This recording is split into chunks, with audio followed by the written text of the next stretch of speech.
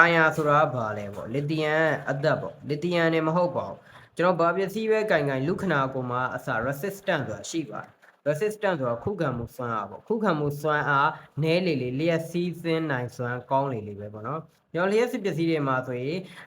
resistant အနည်းဆုံးပစ္စည်းပေါ့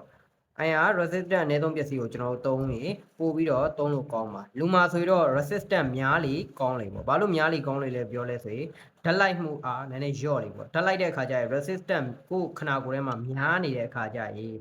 လျက်စီးစင်းမှု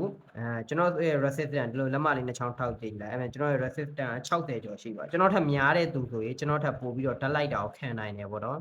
အဲ့လိုပါပဲဗတ်ထီတစ်လုံးမှာဆိုရင်လည်း resistant သူ့ရဲ့အနည်းမြောက်ကြည့်ပြီးတော့သူ့ရဲ့တက်တန်သုံးနိုင်မှုလျက်စီးကကောင်းမကောင်းဆိုတော့ခွဲခြားပါတယ်ကျွန်တော်လီသီယမ်မှာဆိုရင်12လောက်ကနေပြီးတော့စလာပြီးတော့မှ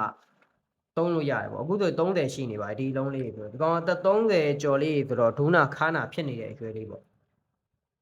resistant နည်းနည်းပေါ့16 19လောက်ဆိုရဒီကောင်အရန်ပြေးလို့လွှားလို့တော့ဆိုရင်14ပဲရှိတယ်ဒါပေမဲ့ဘူးကတော့နည်းနေတယ်ဘူးကအားပြန်သွင်းတက်လာနိုင်တယ်နော်14ဆိုတော့ဒီကောင်ကအရန်တွက်လက်တဲ့အချိန်လေးပေါ့